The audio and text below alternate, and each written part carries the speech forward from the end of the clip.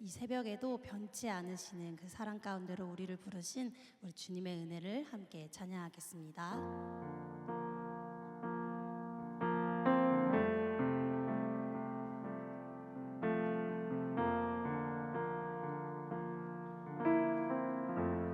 무엇이 변치 않아? 무엇이 변치 않아 내 소망이 되며 무엇이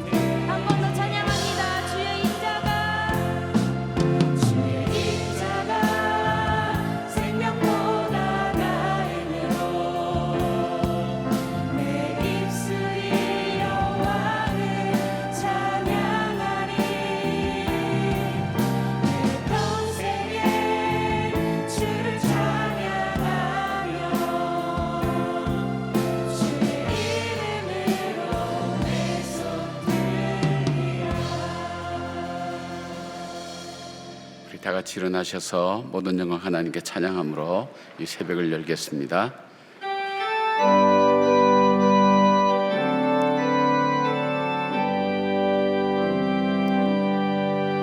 모든 영광을 하나님께, 모든 영광을 하나님께, 온 마음과 뜻 다해 주 사모합니다. 모든 영광을 하나님께.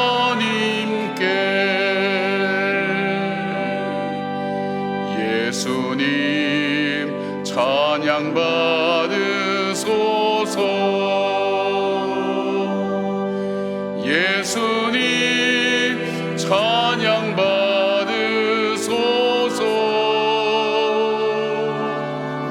죄 사했네 우리 위에 성령 주셨네. 예수님 찬양 받으소서.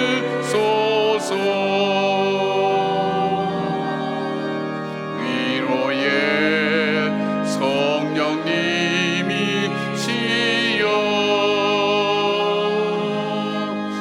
위로의 성령님이시여,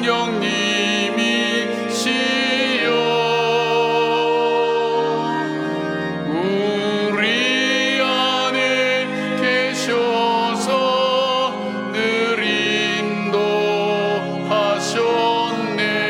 위로의 성령님이시여.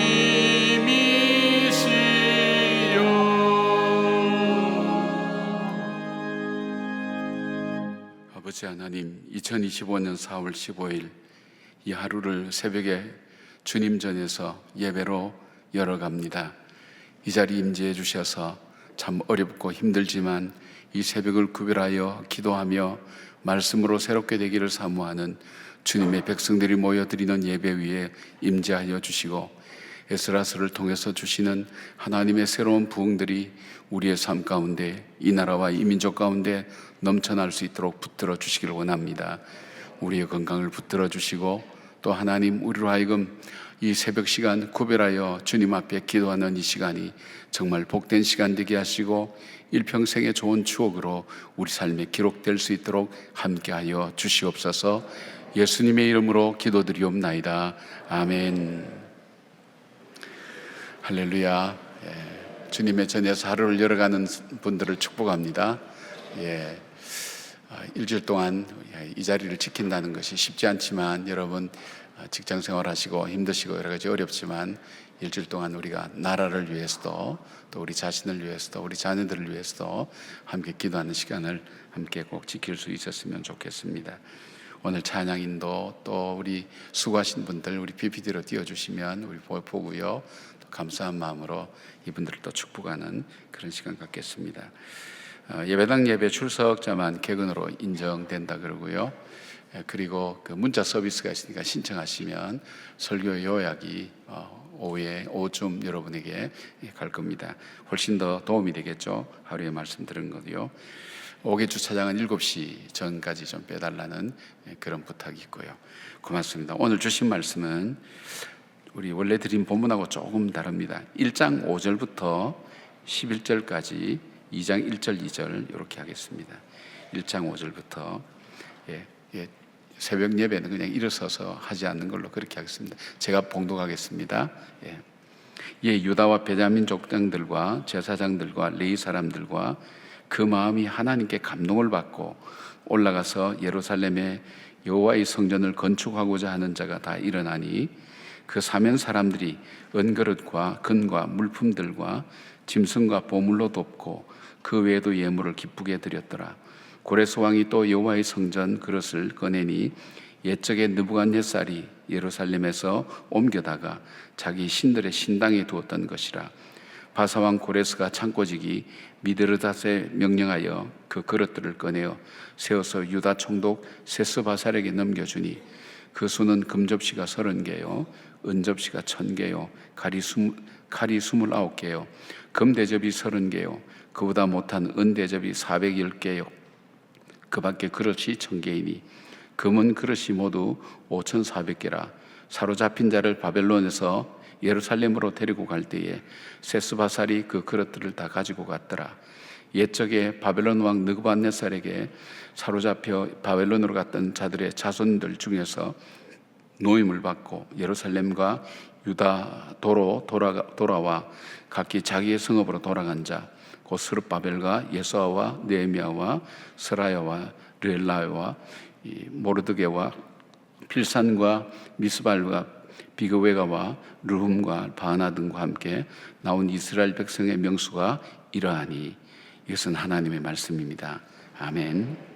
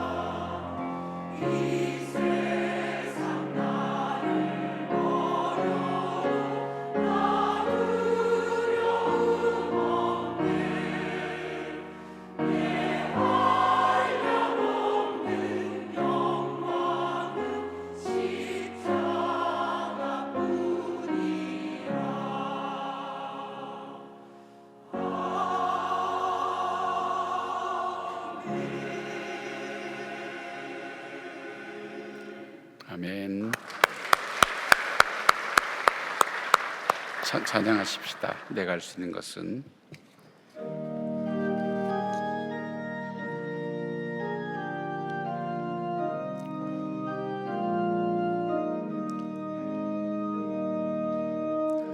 내가 할 수 있는 것은 오직 감사와 기도 두 손을 높이 들고 주께 찬양하네. 내가 할 수 있는 것은 오직 감사와 기도 두 손을 높이 들고 주께 찬양하네.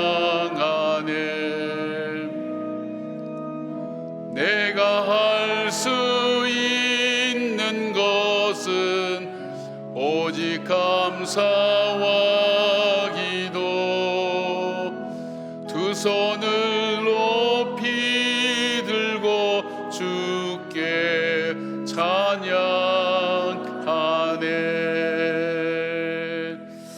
아멘. 그 큰 덩치의 코끼리를 줄 하나로 이렇게 메어 놓는 걸 봤습니다. 그래서 아니 저 큰 코끼리가 이 막대를 뽑고 가면 어떻게 하려고 저렇게 가는 줄로 묶어두느냐 그랬더니 어릴 때부터 이 줄로 묶어 놓으면 그때 몇 번 시도하다가 안 되면 그냥 커서도 할 수 있는데도 못 한다는 거예요. 무슨 말씀을 드리려고 하는가 하면 고난이 오래되고 시련이 오래가면 사람들 마음속에 포기라는 것이 찾아옵니다. 체념, 포기. 그리고 그 다음엔 거기에 적응돼 버립니다. 그러면 고난이 일상이 돼 버리니까 삶 자체가 즐거움도 없고 기쁨도 없고 소망도 없어지는 겁니다. 이스라엘 백성들이 70년간 포로 생활을 하고 살아가는 삶 속에서 그들 마음속에 포기가 되고 체념도 되는 부분들이 얼마나 많겠어요. 우리나라 36년간 일제 압제에 있을 때에도 참 이 땅에는 희망이 없다고 얘기했던 사람들이 참 많잖아요. 그렇게 해서 절필했던 사람들, 또 그렇게 해서 자기 삶을 바꾼 사람들도 참 많잖아요. 근데 70년을 포로 생활했으니까 이들 마음은 좌절과 절망 속에 빠져 있단 말입니다. 그래서 그들 마음속에 들어가는 의문이 뭐냐면 하나님은 정말 계신가? 그 하나님은 살아계셔서 정말 우리를 어떻게 돌아보고 어떻게 생각하고 계신가? 정말 그 하나님께서 우리의 삶에 관심을 갖고 계실까? 그런 마음들이 이들 마음속에 찾아오기 시작했어요. 70년 되니까 그런 마음이 들어가죠. 여러분도 어려움 많이 겪게 되면 그 어려움이 일상되면 처음에는 고통스럽고 힘들다가 생활이 일부가 되면서 그렇게 자연스럽게 적응이 되는 거죠. 그렇게 살아가는 겁니다. 근데 그럼에도 불구하고 그들 중에는 경건한 사람들이 있어요. 하나님께서 이 고레스를 통해서 뜻밖의 선물, 전혀 예상하지 못했던, 기대하지 않았던, 이제 페르시아가 망하면 이 바벨론이 망하면 우리는 해방될 수 있을 거라 생각했는데 바벨론보다 더 큰 이 페르시아라는 나라가 점령하니까 자연스럽게 페르시아의 이 식민지에 그 포로들이 된 거예요. 그러니까 더 큰 절망이 찾아오는 거예요. 그럴 때 하나님께서 고레스 원년 우리 BC 538년에 고레스 칙령을 내려서 유대 민족들은 다 이스라엘로 돌아가라. 그리고 성전을 건축하라고 그런 칙령이 내려오게 됩니다. 성경은 그렇게 하고 있어요. 하나님의 감동하심을 받았다. 자, 이럴 때에 어떻게 반응을 하겠습니까? 하나님이 나에게 도전을 주실 때, 하나님 나에게 말씀하실 때, 주의 말씀으로 내 삶을 붙드실 때, 다가오실 때 우리는 어떤 반응을 보일까요? 오늘 그 사람들을 조금 소개하면서 오늘 나는 하나님의 부르심 앞에 너무 힘들고 너무 힘든 게 오래되어서 하나님도 할 수 없는가? 그래서 내 운명은 왜 이 모양인가? 내 인생은 왜 이 모양인가 하는 생각을 할 때가 있는데 하나님께서 오늘도 말씀을 통해서 내 삶에 도전을 주실 때 어떨 때 우리가 바로 응답할 수 있는가? 또 그 도전을 내 삶의 유익으로 삼을 수 있는 그런 에너지가 어디서부터 오는가 하는 것을 우리가 한번 찾아보려고 합니다. 첫 번째, 그렇게 하나님의 도전 앞에 반응할 수 있는 사람은 하나님 앞에 감동함을 받은 사람입니다. 참 5절 말씀 보면 그렇게 했죠. 이에 유다와 베냐민 족장들과 제사장들과 레위 사람들과 그 마음이 하나님께 감동을 받았다. 하나님께 감동을 받았다는 건 뭘까요? 어제 나눈 말씀 3가지 정도 감동받은 사람. 첫째는 하나님께서 우리를 기억하시고 언약하신 대로 반드시 이루어 주시는 분이구나. 그것을 믿는 사람이에요. 이 하나님께 감동받은 사람은 하나님은 살아계시구나. 그리고 언약하신 대로 그 언약을 이루시는구나. 70년 아니라 700년이 지나도 하나님이 약속하신 것은 반드시 이루시는 분인 것을 믿는 사람이에요. 그리고 또 어떤 확신을 갖고 있는 사람은 하나님은 보이진 않지만 하나님이 역사의 주인이시구나. 세상의 주관자들을 다스리시는 하나님이시구나. 누가 고레스의 마음을 움직일 수 있겠어요? 누가 고레스의 마음을 움직여서 보잘것없는 이 유대 민족을 자국으로 돌아가라고, 그냥 그 나라에 두고, 애굽은 이스라엘 백성들을 두고 노예로 삼아서 안 보내주려고 했는데 여기서 보내준다는 것은 선물과 같은 거예요. 그렇잖아요. 우리가 희망도 없고 소망도 없고 살아갈 때 주님께서 찾아오셔서 나의 구세주가 주님이 되시고 나의 삶의 주인이 되신다 할 때 뜻밖의 선물이잖아요. 우리가 예상하지 못했던 그 구원의 선물을 우리가 받았잖아요. 하나님께 감동을 입은 사람, 그리고 또 하나님께 감동을 받은 사람은 반드시 하나님 중심으로 살아야 되겠다. 하나님의 예배를 내 삶 속에서 회복해야 되겠다. 그리고 하나님이 기뻐하시는 공동체를 세워나가야 되겠다는 그 마음을 갖는 사람입니다. 여러분, 다니엘 같은 사람은 어떤 사람이요? 이 첫 번째 포로로 잡혀갔던 사람 아니겠습니까? 이 궁궐에 잡혀가서 이 교화시키는 거죠. 이 바벨론의 이 사람으로 교화시켜서 일꾼으로 세워서 그를 세워나갈 때에 다니엘과 세 친구는 어떻게 했어요? 왕이 일정한 기간 동안 훈련을 받고 교육을 받는 그 기간 동안 정말 산의 진미로 그들을 잘 기르고 영양가도 보충하고 할 때 그때 어떻게 했습니까? 뜻을 정하였다 그랬어요. 뜻을 정하였다. 이들은 똑똑한 청년들이라 그랬죠. 그들에게 역사의식이 있었어요. 우리나라가 왜 망했지? 왜 하나님 백성이 망할 수밖에 없었지? 이 성전도 다 무너지고 이렇게 망할 수밖에 없었던 일들이 뭘까? 하나님과의 관계 속에서 바로 살지 못했던 그것이다. 그렇다면 우리는 뜻을 정하여 내가 비록 이곳에 와 있지만 하나님과 교제하며 하나님과 함께 살겠다는 그 마음을 정하자. 굉장히 이것 자체가 시련과 고초를 자초하는 거예요. 그래서 사자굴 속에 들어가잖아요. 그리고 그는 죽을 때까지 문을 열어놓고, 동쪽으로 문을 열어놓고 예루살렘을 향해서 하루에 3번씩 기도하는 일들이 어떻게 해서 이루어졌는가 하면 하나님께 감동함을 받은 사람. 하나님은 예언자가 예언한 대로 70년이 차면 반드시 이 민족을 해방시켜 주신다. 그리고 하나님은 보이진 않지만 세상의 주권자들을 주관하시는 이 온 세상의 열방의 주님이시라는 것을 그들은 믿었어요. 그리고 지금도 주님은 나와 함께 교제하고 나와 함께 동행하기를 원한다. 그렇게 믿는 사람이었어요. 다니엘만 아닙니다. 성전에 시몬이라는 사람이 살았다 그랬어요. 나이 많으신 할아버지야. 근데 이분이 성전에 살면서 성령과 함께 하셨던 분이에요. 그래서 하나님으로부터 음성을 들었어요. 메시아를 보기 전까지는 너를 데려가지 않겠다고. 기다린 거예요. 하나님이 약속의 말씀을 기다렸어요. 예수님께서 정결 예식을 행하려고 성전에 올라왔을 때 그 메시아를 아무도 몰라봤어요. 시므온은 알아봤어요. 그의 아기 예수를 가슴에 안고 주님 이제 저를 데려가셔도 됩니다. 저는 소원한 말을 이루었습니다. 지루했던 시간, 눈에 보이는 것도 없어요. 증거도 없어요. 기다릴 수 있었던 건 뭘까요? 하나님의 감동하심이 그 마음속에 온 사람.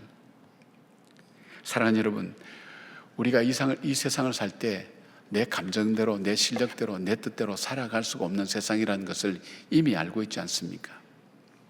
옛날에는 우리가 어떻게 하면 잘 살아보자는 그 목표를 가지고 살았지만 이제 이 평안한 가운데 살고 성장했던 사람들 속에는 정말 이 세상의 흐름을 따라 살아가는데, 이 흐름을 따라 살아가는 세상 속에서 하나님의 감동을 입은 사람, 하나님 말씀이 믿어지고 그 말씀대로 하나님 이루실 거라는 확신 가진 사람은 삶이 달라져요. 그래서 이들은 여기서 일어나서 예루살렘으로 돌아가기로 결심한 것을 봅니다. 하나님의 감동하심을 입어서 오늘 하루하루 살아가는 여러분들 되기를 바랍니다. 두 번째 돌아가는 사람은 어떤 사람인가 하면 그들은 하나님 부르심 앞에 헌신하기로 마음을 정한 사람입니다. 이들은 하나님의 부르심 앞에 믿음으로 기다렸을 뿐 아니라 하나님께서 기회를 주실 때에 새로운 공동체, 정말 망하지 않는 그 공동체를 세워나가야 되겠다는 그 마음 속에 헌신하겠다는 마음을 가졌어요. 헌신과 희생, 참 중요하죠. 사람은 언제 헌신하죠? 자기 이익이 있을 때 헌신하고 희생하죠. 노력하죠. 근데 그걸 희생이나 헌신이라 하진 않죠. 정말 하나님의 뜻이 내 삶 속에 임하여서 내가 하나님의 거룩한 뜻을 이루어 가겠다고 그렇게 마음을 결단하고 그 일에 내 시간과 물질과 내 재능을 투자하겠다고 헌신하는 마음을 가진 사람, 그 사람이 하나님의 부름 앞에 응답할 수 있었습니다. 1893년 바벨론에 통치하던 이 티그리스 동쪽에 니프루라고 하는 곳에서 무가슈가라는 문서가 발견됐어요. 이 문서에는 고대 바벨론의 비즈니스 가문이었던 무가슈가의 문서들로 여기에서 상업 활동을 한 문서 700여 개가 점토판으로 발견됐어요. 오늘날로 말하면 대형 금융 기업과 같은 그런 역할을 했던 데죠. 여기에 사람 명단이 나오는데 이 사람 명단 중에 70명 정도 유대인 명단이 나온다 그래요. 유대인 명단. 그리고 200명의 관료 명단 중에서 유대인의 이름이 11명이나 나오고 있다는 걸 말하고 있어요. 이것이 의미하는 바는 뭐냐면 유대인이 바벨론에 가서 그들이 그렇게 고생하며 그렇게 살지는 않았다는 거예요. 집단 유대인 전락을 이루어서 그 가운데 금융활동도 하고 상업활동도 하고 살면서 생활에서 그들의 삶이 풍족했다는 것을 말하고 있는 거예요. 그들은 종도 데리고 있었다고 오늘 기록에 보면 그렇게 되어 있어요. 종도 데리고 편해요. 이제 적응됐어요. 근데 여기 생활이 괜찮아.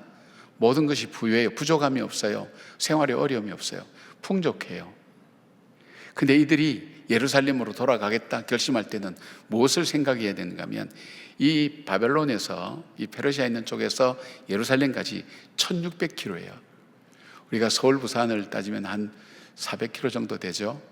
1600km 걸어갔어요. 교통이 발달되지 않았고 그 오늘 보니까 보물을 다 막 갖고 가죠. 금, 은 뭐 이런 그릇들을 다 갖고 가죠.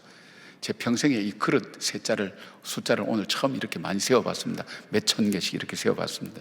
예, 이걸 다 갖고 왔어요. 보물이 있으니까 강도에 출몰이 있었어요. 그런 어려움들 있었고 뿐만 아니라 그들이 돌아간 예루살렘은 폐허예요. 황폐화되어 있어요. 그곳에 가면 집부터 지어야 되고 그들이 살 곳도 없고 그 다음에 시장도 없고 여기 이미 도시가 됐기 때문에 시장도 있고 편리하게 이용도 할 수 있고 사람들 만날 수 있지만은 여기는 그거 없어요. 정말 맨 땅에 헤딩하는 것처럼 그렇게 살아야 되는 거예요. 고생문이 환하게 열려요. 그럼에도 불구하고 그들이 결단했어요. 왜요? 하나님이 원하시는 나라, 하나님이 기뻐하시는 그 공동체, 하나님과의 예배가 회복되는 그 일을 위해서 나는 헌신하겠다, 희생하겠다는 마음이 그들 마음속에 있었어요. 이게 없으면 이루어질 수가 없어요. 사랑하는 여러분, 우리 교회도 마찬가지죠. 이 교회에 처음 세워진 것이 이북에서 이렇게 피난 오셨는데 그 중에서도 피난민 중에서도 어떤 분이인가 하면 공산군으로 참전했다가 포로가 되어서 거제도 포로수용소에 있던 사람입니다. 그분들이 거제도 포로수용소 석방할 때 나와서 이곳에 자리 잡으면서 제일 먼저 세웠던 것이 교회입니다. 교회부터 세웠어요. 왜냐하면 이북에서 신앙생활 하다가 정말 신앙의 자유를 찾아서 내려온 분들도 많고요. 다른 재산 다 두고라도 우리에게 중요한 이 신앙의 자유, 이것이 이 땅에 세워져야 이 땅에 우리 후손들이 살아갈 수 있다는 생각 가지고 교회부터 세웠어요. 그리고 그 다음에 학교를 세웠어요. 그리고 자기 집을 지었어요. 헌신이죠. 희생이죠. 얼마나 사는 것이 힘들었을까요? 그럼에도 불구하고 그들은 여기 진흙탕, 그때 상황을 전 잘 모릅니다만은 진흙탕에다가 사람이 잘 살 수 없는 그런 이곳에 교회를 세우고 하나님을 향한 꿈을 꾸었어요. 하나님 이 교회를 통해서 수많은 영혼이 살아나게 해달라고. 심지어는 이 교회를 지은 우리 홍 장로님 같은 경우는 본인이 결핵인데 아픈데도 불구하고 공사 지을 때 나와서 그 감독을 하고 여기 기도하고 그렇게 직장 출근하고 그랬다 그래요. 그는 헌신이 있었어요. 이 헌신이 오늘을 만들어낸 거예요. 저절로 만들어지지 않아요. 사랑하는 여러분, 우리가 주일날 말씀드린 것처럼 우리나라 근대 역사에 빼놓을 수 없는 것이 선교사들의 헌신이었어요. 이분들은 미국의 명문대학 나왔어요. 의사들도 많았어요. 미국에 살면 편하게 살 수 있는 분들이에요. 그러나 하나님의 감동함을 받고 그 일에 내가 헌신하겠다고 결단한 거예요. 하나님 맞습니다. 가장 이 지상에서 캄캄하고 암흑의 나라, 그때 우리가 아프리카보다 못 살았으니까요. 아무도 돌보지 않는, 이름조차 없는, 존재부조차도 없는 바로 이 조선 땅에 하나님의 거룩한 나라가 세워지기를 원합니다. 그래서 그들이 했던 것이 헌신적으로 그들이 노력하고 애써서 학교를 세웠어요. 특별히 여자들과 이 어린이들 교육을 힘썼어요. 그 다음에 또 뭘 했냐면 그들이 의료기관을 세워서 아픈 사람을 치료해 줬어요. 나쁜 제도, 축첩제도. 우리가 그 옛날 시골에 가면 농사, 이 농사가 쉴 수 있는 겨울 이럴 때는 전부 다 노름했거든요. 노름에서 어려움들을 얼마나 겪었어요. 폐가 망신한 가정들이 참 많잖아요. 노름한 사람은 손가락을 자르면 발가락 갖고 한다 그러잖아요. 중독이 되면 멈출 수가 없는 거예요. 이게 집안이 다 망하는 거예요. 그렇게 하는 데다가 가정폭력이 얼마나 많았어요. 이런 것들을 하나씩 하나씩 계몽해 가면서 가르친 거예요. 헌신한 거예요. 그러다가 이 나라 도착한 지 하루 만에 죽은 사람도 있고, 이 나라에 자기 자녀를 묻은 사람도 있고, 계속해서 헌신하며 자기 아내를 묻고 남편을 묻고, 이 땅에 양화진이나 저 광주의 양림동산에 가면 선교사들 묘지가 있잖아요. 다 헌신했던 사람들이에요. 그 헌신이 오늘을 만들었어요. 그 신앙의 어떤 분이 그런 얘기를 했어요. 세상의 좋은 가치관은 성경에서 다 나왔다 그랬어요. 성경의 가치관을 가지고 이 나라를 세웠던 것, 그것이 바로 이 국민들의 오랫동안 져져왔던 타성, 나눔, 이것이 없어지고 힘을 합쳐서 할 수 있는 바로 그 나라를 만들 수 있었어요. 지금 좀 편해지니까 나라가 다 갈라지기 시작하죠. 두려운 거예요, 저는. 우리가 외부의 어려움도 있지만은 우리 내부가 분열되면 외부의 어려움을 이겨낼 수가 없어요. 중요한 것은 우리 마음속에 헌신하는 마음이 다시 일어나야 돼요. 하나님, 이 땅 이제 고생했으니까 편하게 먹고 살고 잘 살다가 후손들에게 그냥 물려주고 그렇게 죽겠습니다. 그것이 아니라 하나님, 내 마지막까지 정말 하나님 나라가 서는 것, 하나님이 통치하시는 삶, 내 삶 속에 하나님이 통치하시는 삶, 내 욕망과 내 생각과 내 필요와 내 뜻이 나를 움직이는 것이 아니라 하나님의 뜻이 오늘도 나를 움직여서 갈 수 없는 곳에 갈 수 있고 할 수 없는 것을 할 수 있는 그런 삶을 통해서 정말 이 땅이 의와 희락과 화평이 넘치는 하나님 나라가 되게 해주십시오. 그런 기도를 할 때 그 다음 뭐가 따라올까요? 헌신이 있어야 돼요. 희생이 없으면 없어요. 헌신과 희생은 시간과 돈이라는 바로 이 도구들이 필요해요. 시간과 돈의 헌신이 없을 때 그 사람은 그 삶을 살고 있다고 말할 수가 없어요. 그래서 가끔 신앙에 대한 말씀을 드릴 때 그러잖아요. 우리 신앙의 변화는 우리 그 유명한 웨슬레 목사님 말씀하신 것처럼 침례 받을 때도 어떤 사람이, 우리는 장로교는 이렇게 머리에 붙지만은 이 침례교는 물속에 담그잖아요. 안에 지갑이 있다고, 이 지갑을 빼놔야 된다고. 그러니까 당신의 지갑도 세례를 받아야 된다고. 참 재미있는 얘기죠. 돈과 이 시간 사용, 우리의 마음과 내 이 재능을 어디에 쓸 거냐, 이 헌신이 있어야 돼요. 사랑하는 여러분, 이 헌신했던 이 지도자들 때문에 오늘 있었다면 오늘 우리가 또다시 헌신해야 미래가 있는 거예요. 바로 이들은 뭐라고 하냐면 울며 씨를 뿌리는 자는 기쁨으로 그 단을 거둔다 그랬어요. 시편 126편에 주께서 우리를 예루살렘으로 바벨론 포로에서 해방시키실 때 우리는 꿈꾸는 것 같았도다. 주님께서 주의 백성을 위해서 큰 일을 행하셨도다. 그래서 울며 씨를 뿌리는 자는, 그들이 울며 씨를 뿌렸어요. 편한 거 아니에요. 울며 씨를 뿌릴 자는 기쁨으로 단을 거둔다는 그 노래를 부르면서 그들이 하나님 나라를 위해서 그들이 헌신했던 걸 볼 수 있어요. 세 번째로 하나님 부르심 앞에 어떤 사람이냐, 연합하여 합심했던 사람입니다. 이들은 예루살렘으로 가는 사람이든 남는 사람이든 함께 연합하여 함께 응답했죠. 예루살렘으로 가는 사람은 이 어려움에 헌신하고 희생하겠다는 그 결단을 하였고, 바벨론에 남는 사람들은 가는 사람들을 위해서 자기들의 재산을 들여서 성전 건축에 쓰여지도록 했어요.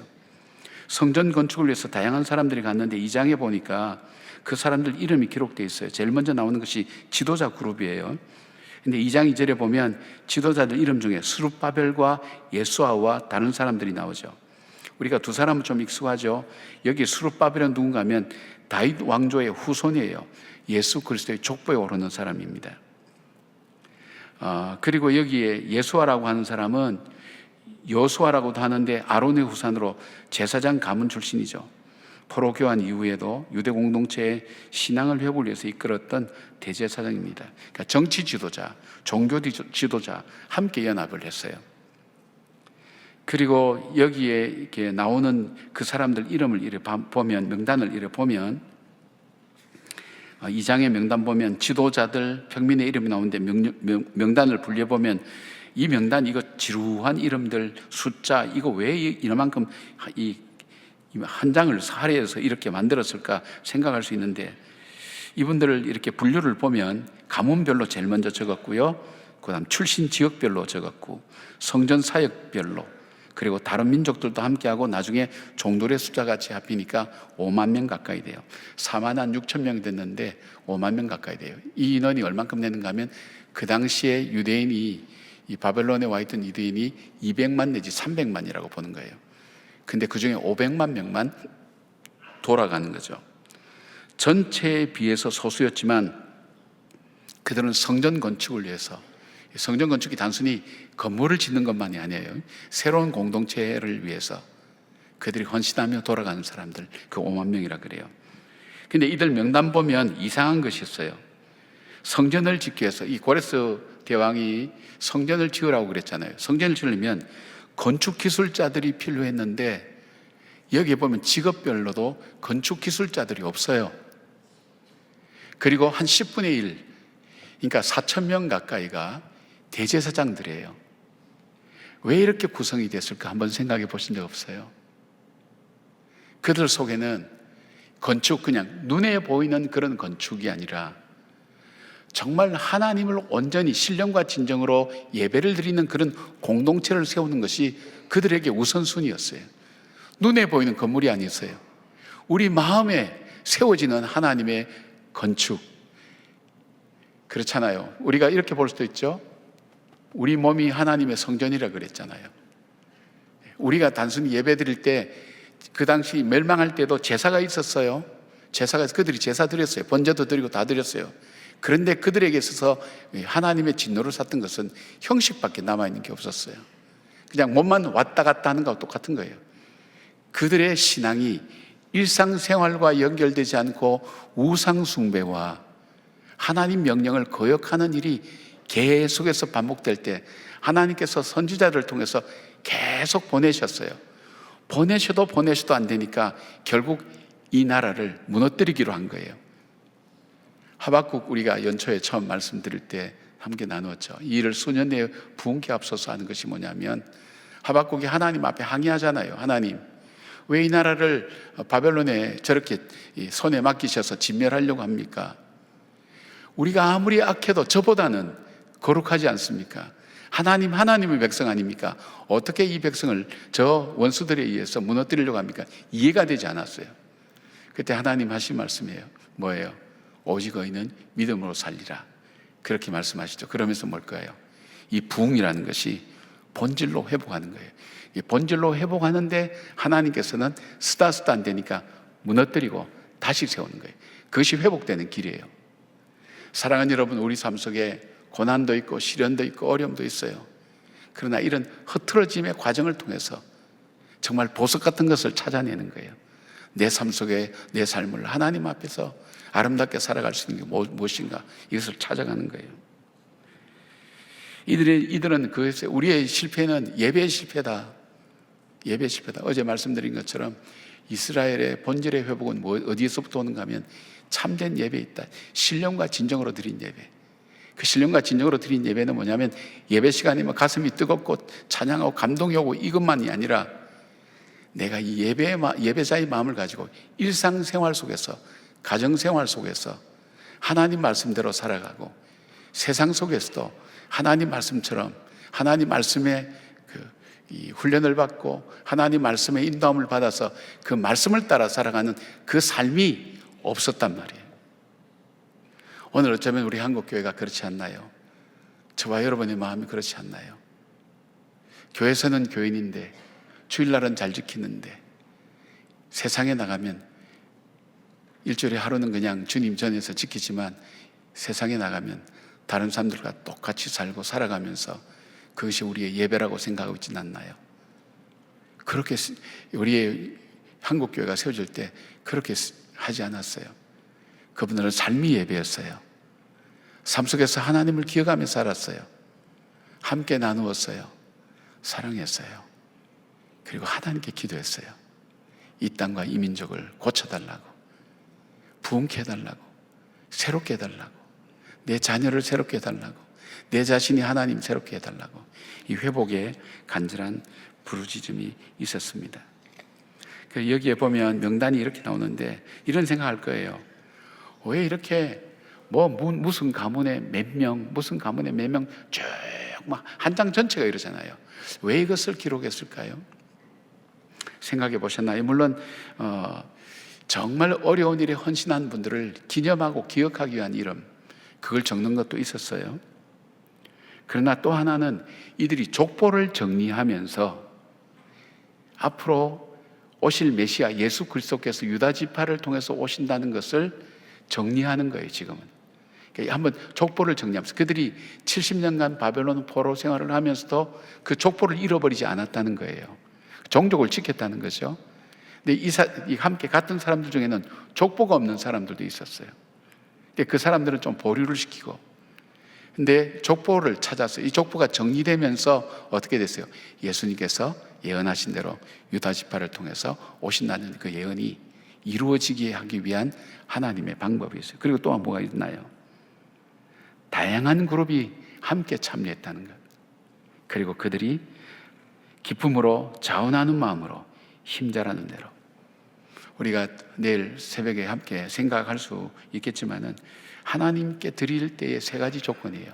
기쁨으로 드리는 것, 기쁨으로. 자원하는 마음으로 드리는 것, 힘자라는 대로 헌신하며 참여했던 것. 저에게도 이제 2층 이렇게 3층에서 2층 내려가면 동판이 있죠. 2층에서 1층 내려갈 때입니까? 교회가 참 건축을 할 때 정말 뼈대만 남기고 이 본당만 겨우 유지하고 있을 때 70일 동안 새벽에 나와서 기도로 우리는 건축한다고 했던 사람들, 그리고 여러분 또 1층에 내려가면 새벽 기도 하면서 옛날에는 한 달씩 했으니까요. 그 했던 사람들 명단을 다 적었어요. 왜요? 어려운 시간 기도하며 이 교회를 지켜내고 자기의 삶을 믿음으로 지켜냈던 그 사람들을 격려하고 기념하기 위해서. 요즘 주일 학생들 중에 그런 얘기를 한다 그래요. 누가 참 동안교회 교인이냐, 그 기준이 동판에 이름이 있느냐 없느냐. 아이들이 그렇다 그래요. 사랑하는 여러분, 정말 하나님께 감동을 입은 사람, 그리고 그 감동하심을 헌신하며 희생하기로 다시 결단하는 사람, 그리고 하나님의 예배가 회복되도록 내 삶을 통해서 하나님께 나가는 여러분의 오늘 이 발걸음, 앉아있는 자리, 그리고 찬양하는 이 찬양하는 모습, 이 모든 것이 이젠 삶으로 이어지면서 정말 신령과 진정으로 하나님께 드리는 예배하심이 여러분 삶 속에 세워지고, 또 나아가서 주님의 성전된 우리가 잘못된 습관, 잘못된 세상의 걸음 걷고 있는 거. 요즘 젊은이들 사이에 타투라 그러죠. 이렇게 문신 새기는 게 유행이 되고 있는데, 어떤 목사님이 재밌는 표현을 합니다. 우리가 그리스도의 몸인데 그리스도의 몸에 왜 내 마음대로 하느냐? 남의 집 벽에다가 낙서하는 거하고 똑같다, 그렇게 표현하시더라고요. 참 재밌는 표현이라고 생각해요. 마찬가지죠. 우리가 눈에 보이는 것뿐 아니라 우리의 마음에 주님의 성전이, 주님이 거하실 수 있도록 우리 속에 잃어버린 감사, 용서, 사랑, 이런 마음들이 일어나서 정말 삶으로 이어지는 그런 예배가 되는 그런 시간 됐으면 좋겠어요. 에스라를 통해서 우리를 회복시키기를 원하시는 그 하나님의 간절함, 그리고 하나님의 열심, 우리를 회복시키기를 원하시는 하나님의 열심이 더 우리 가운데 있다는 것 기억하시면서 고난과 시련과 어려움이 있다 할지라도 낙심하지 말고 반드시 이루어 주시는 그 하나님의 언약을 붙들고 오늘도 하나님의 감동하심으로 살아가는 우리 모두가 되기를 주님으로 축복합니다. 아멘. 기도하겠습니다. 우리 시간 하나님 앞에 이 기도 드렸으면 좋겠어요. 하나님, 맞습니다. 오늘 모양만 예배가 아니라 신령과 진정으로 하나님 받으신 예배 드리고 싶습니다. 나라가 점점 황폐해져가고 황폐해져가는 나라의 모습이 내 자녀들 속에서 발견되고 내 자신 속에서 발견되고 있습니다. 하나님, 이 땅을 다시 회복시켜 주시고 하나님의 나라를 꿈꾸는 의와 희락과 화평의 나라가 되게 하시고 정의와 공의가 세워지는 나라가 되게 하시고 참 가난하고 힘들고 어렵게 살아가는 사람들도 소망을 갖고 살아갈 수 있도록 우리가 저들의 소망이 되고 저들의 삶의 헌신이 될 수 있도록 저희들을 붙들어 주십시오. 여러분, 결단하는 기도를 한번 드리지 않겠습니까? 하나님, 저는 하나님께 감동받은 삶을 살겠습니다. 그런 삶을 살기를 원합니다. 저를 붙들어 주십시오. 오늘은 여러분의 자신을 위해서 한번 하나님께 통성으로 기도하는 시간 갖겠습니다. 아버지 하나님, 사랑하는 주님의 백성들과 이 새벽 한자리 모여서 하나님 말씀을 나눕니다. 하나님, 하나님께 감동받은 사람이 살았던 그 삶의 모습들과 그들이 이루었던 모습들을 기억합니다.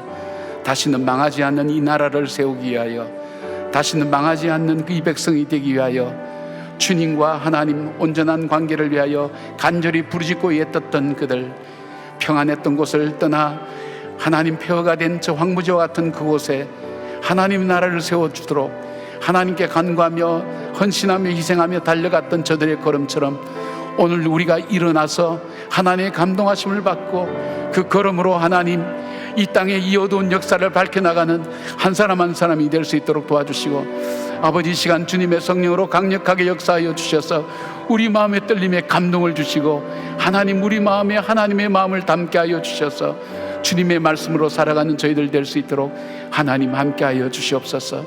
성령님, 주님을 사모합니다. 이 자리에 임재하시고 역사하여 주시옵소서.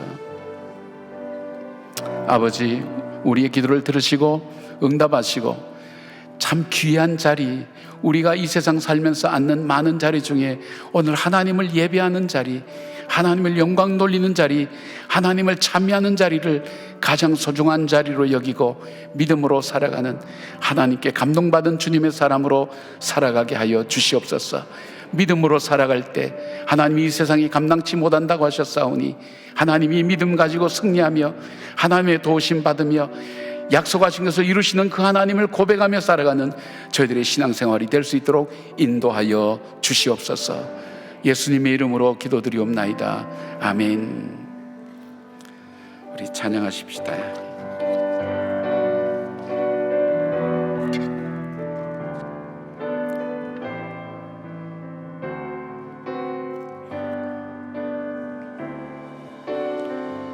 이 땅의 황무함을 보소서.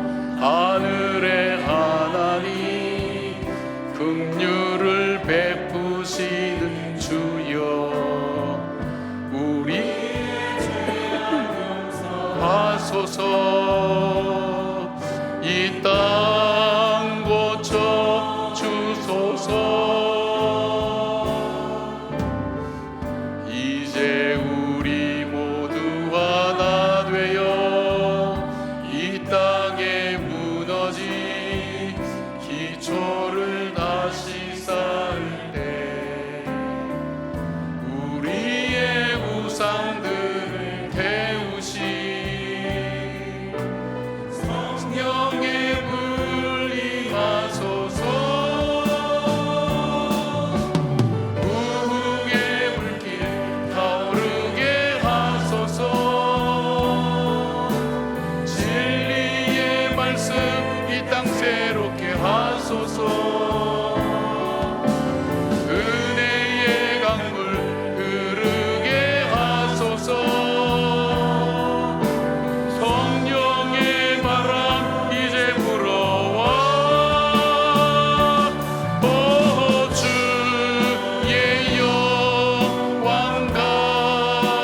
가득한 새날 주소서.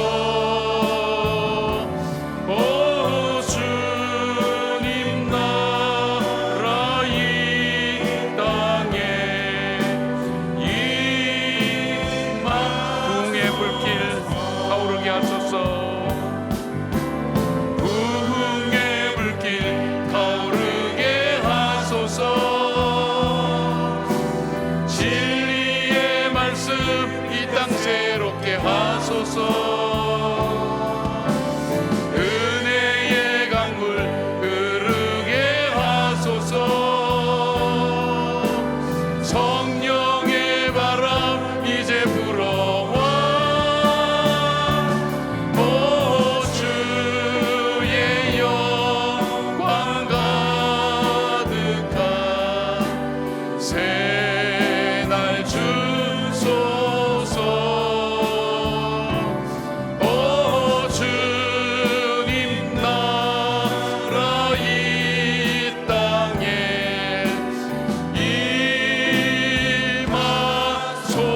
임하소서. 이제는 우리 주 예수 그리스도의 은혜와 우리 하나님의 사랑과 성령님의 감화감동하심이 하나님의 감동하심을 입은 사람으로 오늘도 세상을 이겨나가며 우리를 부르시는 그 주님의 부름 앞에 헌신하고 희생하며 마음을 다하여 새로운 공동체, 하나님 나라가 이 땅에 내 삶 가운데 이루어지도록 사모하며 성령의 도우심을 구하는 한 분 한 분들 머리 위에 관계된 일들과 관계된 사람들 위해 이 나라와 이 민족 위에 지금부터 영까지 함께 하시기를 간절히 축원하옵나이다. 아멘.